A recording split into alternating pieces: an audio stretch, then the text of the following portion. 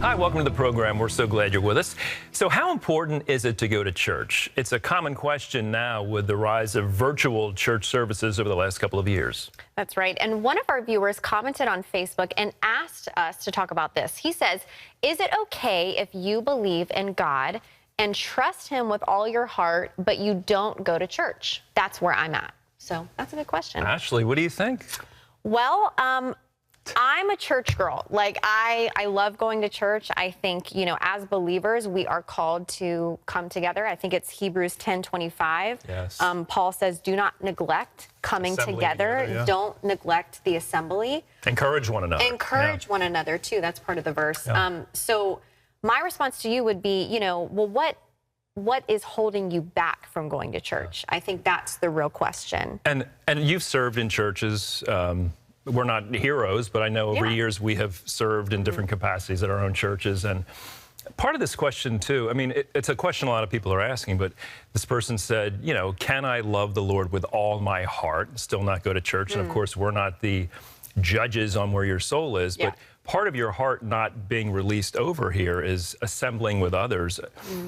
I think you'll miss out if you're not gathering with believers. Absolutely. Not only will you grow from being around like-minded people, God's got a role for you in the church to serve and love others as well. It's not about us just receiving, what does the pastor have to say? Oh, I can get that online. No, it's about the relationships and how can you give back? The Lord may really need you to serve in this church. Yeah, absolutely. What's your favorite part about church, Andrew? I've, on and off for years, taught a lot of life groups. Okay.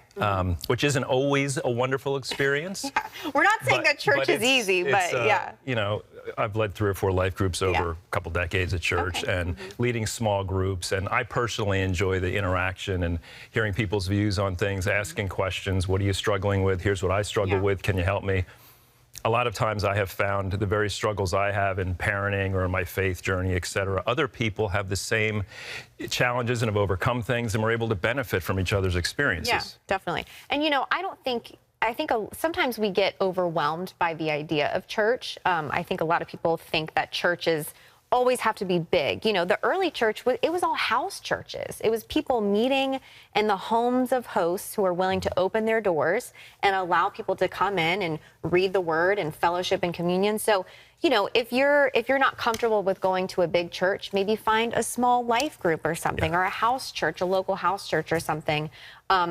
Church is also, we're called to be the hands and feet of Christ. Service. So we are the church. Church isn't necessarily a building, but again, I can't ignore what Paul said. Do not neglect coming together. So I would encourage you, look online, find a good local church and check it out and go from there. I think a reason people would avoid church is probably they feel like I have to put my mask on. I have to, when someone says, how are you doing? I have to say, I'm fine. How are you? Maybe they feel like they can't be real.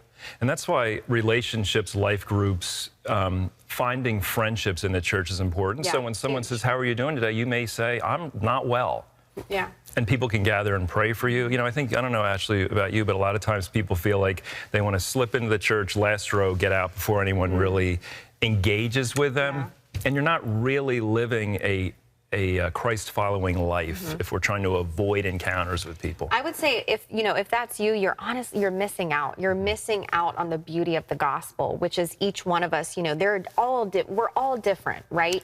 But Jesus is the great unifier. And no matter what you're going through, if you are surrounded by a community of believers, whether that's just 2 people or something who you really can trust anything with, which I would encourage, don't have all these different people. But I would just encourage you. My life has been so changed in such a positive way by men and women who love the Lord and who speak into my life and encourage me. So don't hold back. I encourage you to find those people. Especially if you've got a musical gift, you can serve in worship teams, etc. Now, that's not to say you can never sleep in on a Sunday morning. Of course that happens, but I think you do want to get involved. Yeah, absolutely.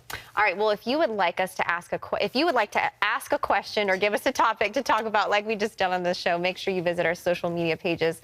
Look for our different posts on the different platforms such as Facebook, Twitter, Instagram, and YouTube. You can visit our YouTube page for extended interviews and stories and clips like this. Hey everyone, I'm Ashley Key. Thank you so much for watching this video. Be sure to like, subscribe, and hit the notification bell so we can reach more people with encouraging content like you just watched, and so you never miss a beat. See you next time, and God bless.